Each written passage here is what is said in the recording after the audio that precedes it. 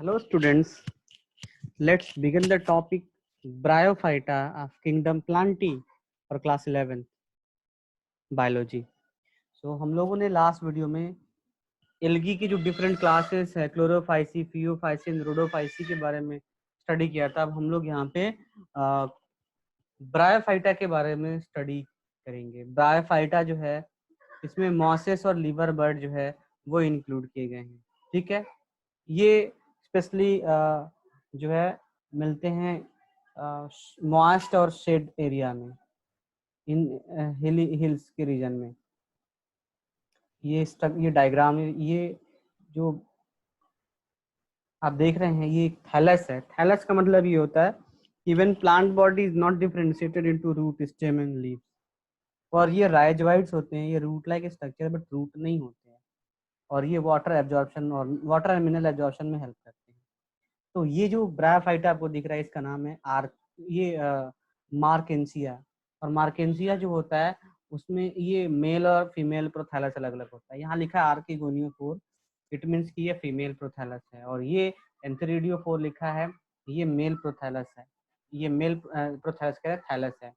ठीक है, और ये ग्रीन कलर के मल्टी सेलर स्ट्रक्चर दिखाई दे रहे हैं, इनको गेमा कप बोलते हैं। ये एसेक्सुअल रिप्रोडक्शन में हेल्प करते हैं। ये जब डिटैच होते हैं मदर बॉडी से तो न्यू जो है न्यू प्लांट बॉडी बनाते हैं। तो ये दो जो थे वो मार्केंशिया हैं। ये है फ्यूनेरिया। ठीक है, ये भी देखिए राइजोइड लाइक स्ट्रक्चर है, ये मेन एक्सिस है, ये लीफ लाइक स्ट्रक्चर है, और ये कैप्सूल है, ये सीटा है। तो ये यहाँ से यहाँ तक स्पोरोफाइट है, ये नीचे गैमेटोफाइट है। ये बहुत इंटरेस्टिंग टॉपिक है कि गैमेटोफाइट के ऊपर स्पोरोफाइट जो है वो डिपेंड रहता है। और ये जो है स्फैगनम है, तो इसमें देखिए एंथेरिडियल ब्रांच और आर्किगोनियल ब्रांच एक ही प्लांट पे है। ठीक है, ये मोनोसियस है, तो ये भी एक ब्रायोफाइटा है। अब आगे हम लोग ब्रायोफाइटा के जनरल कैरेक्टर को देखेंगे। एक बहुत इंपॉर्टेंट क्वेश्चन है ये कि ब्रायोफाइटा को amphibia of the plant kingdom कहते हैं। अब आपको एम्फीबिया क्या है, जो लैंड पे भी रहता है और वाटर में भी रहता है। रीजन क्या है? Plant can live on soil but dependent on water for the sexual reproduction. चाहे वो फ्रॉग हो, चाहे वो ये ब्रायोफाइटा हो, वो रहते लैंड पे हैं लेकिन सेक्सुअल रिप्रोडक्शन के लिए ये पानी में जाते हैं। अब आपको यहाँ पे दोनों रीजन मेंशन कर दें कि जो फ्रॉग होते हैं उसके जो एग होते हैं उसके ऊपर शेल नहीं होते हैं, और अगर वो उसको लैंड पे ले कर दें, लैंड पर दे दें, तो वहाँ पे वो टेम्परेचर की वजह से जो है वो डिस्ट्रॉय हो जाएगा, इसीलिए वो वाटर में देते हैं।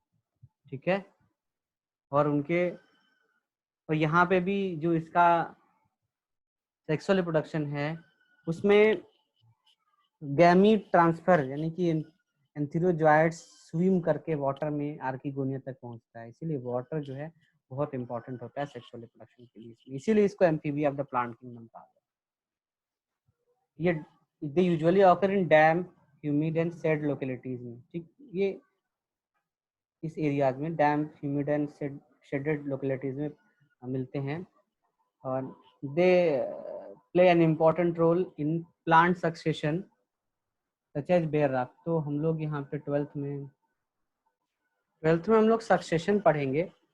तो सक्सेशन में सब दो टाइप के हैं, हाइड्रिक और जेरिक सक्सेशन है।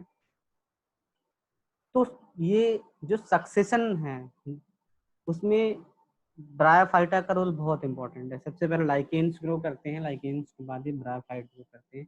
ये पूरा सरफेस पे मैट लाइक स्ट्रक्चर बनाते हैं। तो बेयर रॉक्स पे ग्रो करते हैं, सॉइल पे ग्रो करते हैं।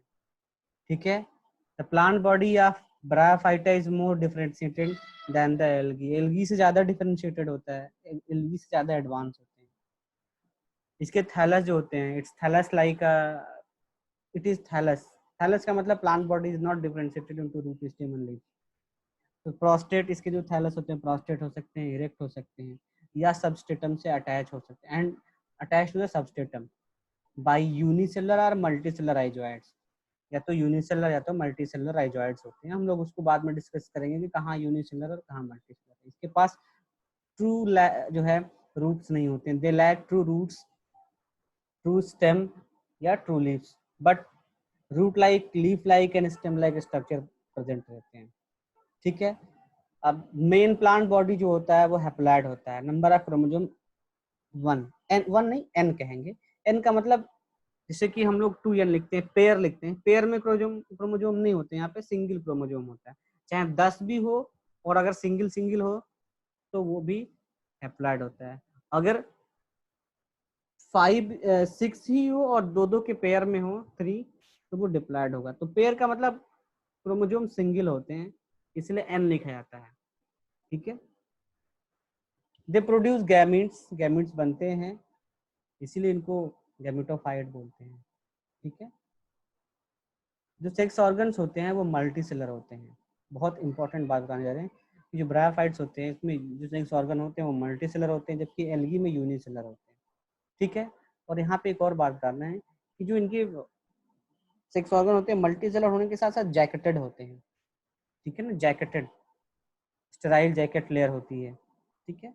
मेल सेक्स ऑर्गन को एंथीरिडियम, ठीक है, जो biflagellate antherozoid male gamete produce करते हैं। फीमेल को आर्किगोनियम बोलते हैं, ये फ्लास्क शेप होता है और इसमें एक सिंगल एग बनता है। ठीक है। एंथीरोजॉइड जो होते हैं वो वाटर में रिलीज होते हैं और वो वाटर में स्विम करके आर्किगोनियम तक पहुंचते हैं। ठीक है। और एंथीरोजॉइड होते हैं फ्यूज होते हैं एग से और जाइगोट बनाते हैं। फिर जाइगोट तुरंत म्योसिस में नहीं आता है। ये बॉडी बहुत इंपॉर्टेंट बात बताने जा रहे हैं कि zygote do not go undergo reduction division. Reduction division का मतलब म्योसिस इमीडिएटली। ब्रायोफाइटा के बहुत इंपॉर्टेंट कैरेक्टर में आता है कि जाइगोट बन गया तो ऐसा नहीं कि म्योसिस होकर के फिर स्पोर बन के फिर वो न्यू प्लांट बनाएंगे, ऐसा कुछ भी नहीं होता। जाइगोट बना और वो फिर उसमें तुरंत रिडक्शन डिवीजन नहीं होता है। ठीक है। क्या होता है, एक मल्टी सेलर स्ट्रक्चर बनाते हैं जिसको बोलते हैं स्पोरोफाइट। ठीक है। स्पोरोफाइट जो होता है वो फ्री लिविंग नहीं होता है, वो फोटोसिंथेटिक जो प्लांट, जो गैमेटोफाइट प्लांट है उससे अटैच होता है और उसी से न्यूट्रिशन लेता है। ठीक है। सो सम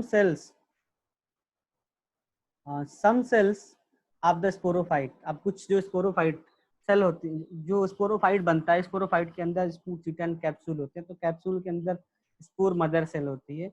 तो उसकी कुछ सेल, स्पोर मदर सेल जो होती है वो रिडक्शन डिवीजन होता है और वो हैप्लॉइड स्पोर प्रोड्यूस करती है।